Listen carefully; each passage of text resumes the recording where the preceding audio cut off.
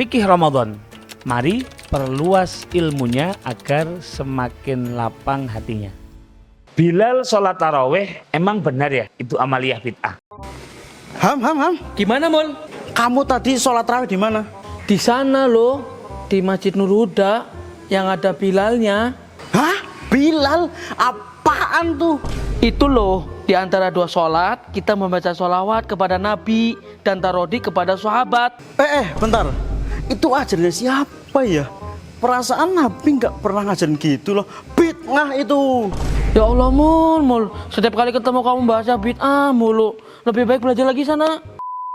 Di antara yang khas dan menjadi tradisi turun-temurun di Nusantara adalah adanya satu orang komando yang memimpin sholat tarawih dari awal sampai akhir. Para orang tua kita menyebut ini sebagai Bilal. Mungkin karena terinspirasi dari salah satu muadzin Nabi yang bernama Sayyidina Bilal bin Rabah. Lantas, bagaimana hukumnya? Yang pertama, komando untuk sholat sunnah. Berbeda dengan sholat fardu yang memang disunahkan untuk azan dan iqamah setiap pelaksanaannya. Dalam sholat sunnah kita dianjurkan untuk memberikan instruksi atau nida. Sebagaimana riwayat yang dikatakan oleh Ibunda Aisyah bahwasanya inna syamsa khosafat ala ahdi Rasulillah sallallahu alaihi wasallam faba'asa munadiyan as-salatu jami'atun atau jami'atan fajtama'u wa taqaddama fakabbara wa shalla arba'a raka'atin fi raka'atin wa arba'a sajadatin. Yang artinya bahwasanya pernah terjadi gerhana matahari di zaman Nabi Muhammad SAW. Maka beliau pun mengutus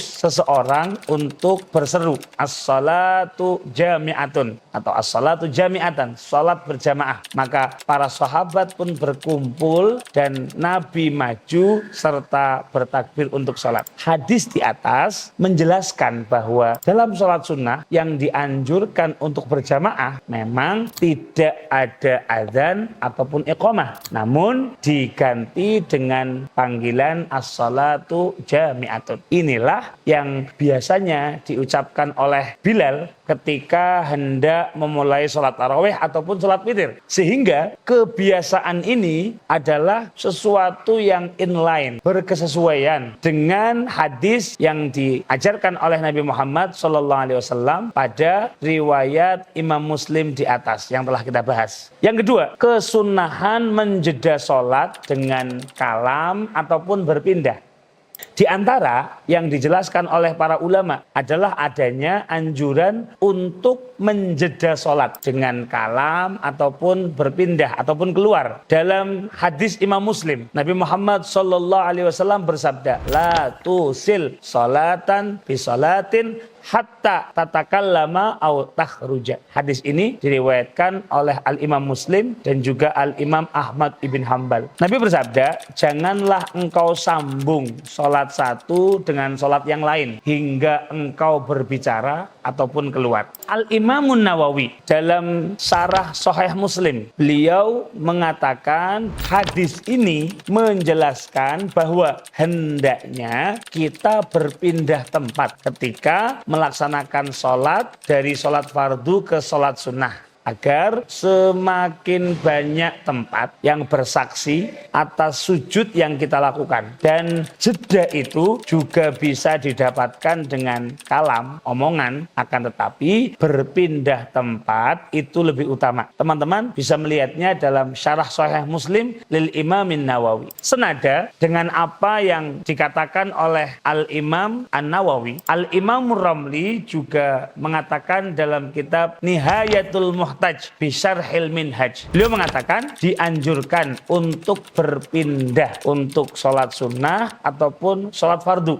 Berpindah dari tempat sholat fardunya, begitupun dari tempat sholat sunnahnya. Karena ini adalah ikhtiar supaya kita memperbanyak tempat sujud yang mana mereka semua akan bersaksi di hadapan Allah Subhanahu wa Ta'ala. Dan ini adalah bagian dari cara menghidupkan tempat-tempat dengan ibadah. Nah, jika tidak memungkinkan untuk berpindah, maka bisa dilakukan jeda tersebut dengan kalam ataupun ucapan salah seorang. Intinya, baik baik Al-Imamun Nawawi ataupun Al-Imamur Ramli dan para ulama lintas mazhab mengatakan bahwa seyogyanya ketika kita hendak sholat, sunnah untuk dijeda dengan dua hal. Kalau bisa berpindah, kalau tidak bisa berpindah, maka dijeda dengan kalam atau omongan seseorang. Nah, teman-teman sekalian, ketika kita sholat sunnah tarawih, kira-kira mana yang memungkinkan untuk kita lakukan? Berpindah atau menjedanya dengan kalam? Tentu akan sangat repot jika kita harus berpindah setiap 2 rakaat, padahal masjidnya sempit misalnya. Maka kalam atau omongan dari seseorang yang kemudian kita sebut Bilal, itu adalah alternatif untuk menggantikan kesunahan berpindah yang memang sulit kita lakukan. Yang ketiga, sholawat dan tarawih untuk para sahabat, khususnya Khulafaur Rasyidin.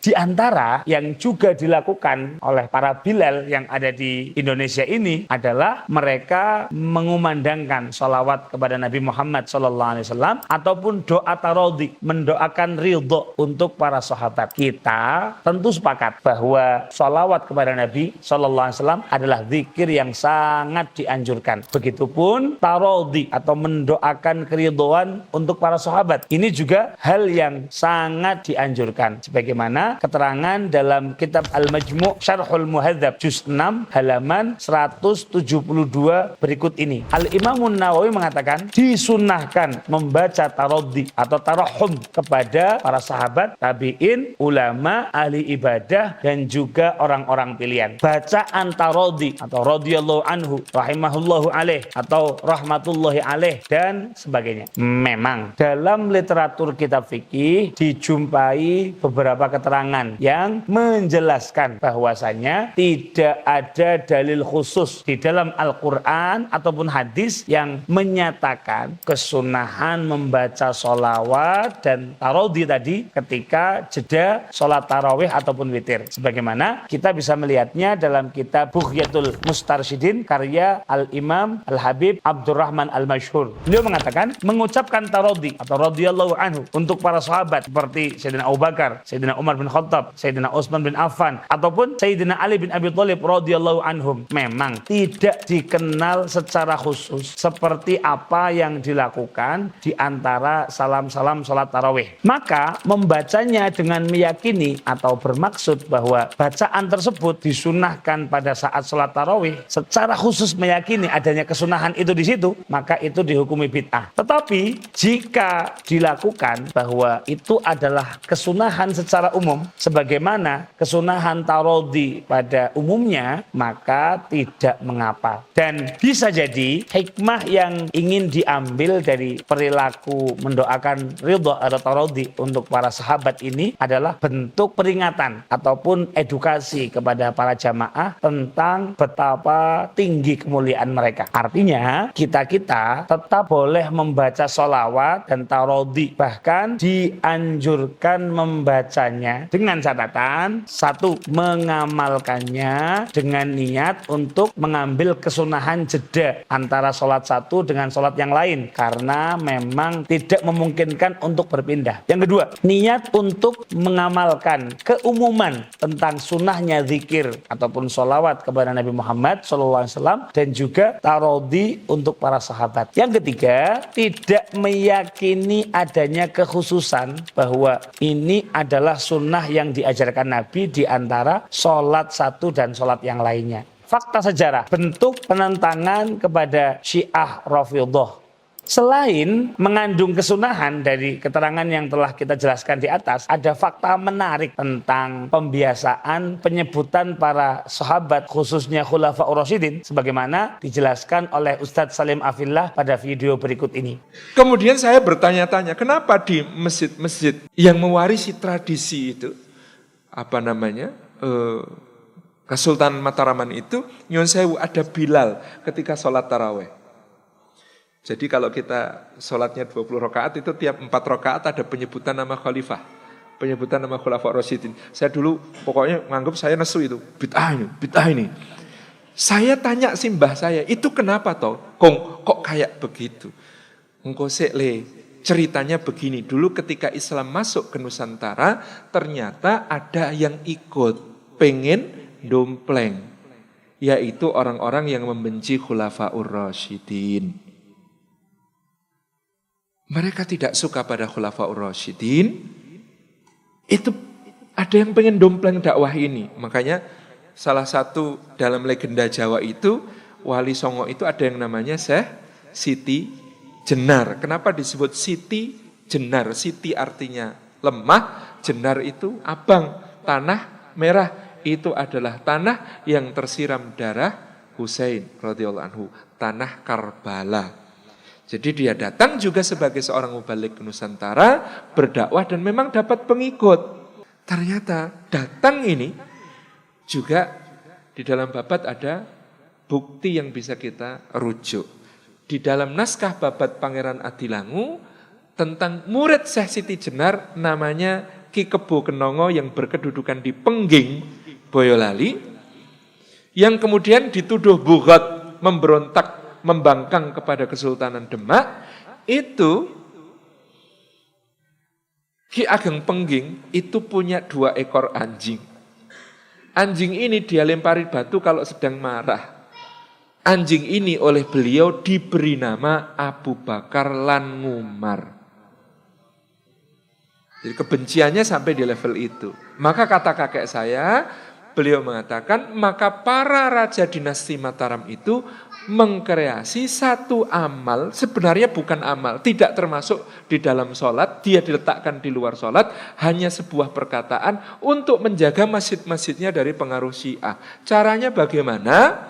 Al-Khalifatul Ula, Amirul Mukminin Abi Bakr Siddiq, hal tardu'an?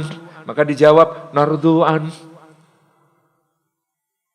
Al-Khalifatul Tsani Amirul Mukminin Abu Hafsin Umar bin Khattab radhiyallahu anhu, hal tardu'an?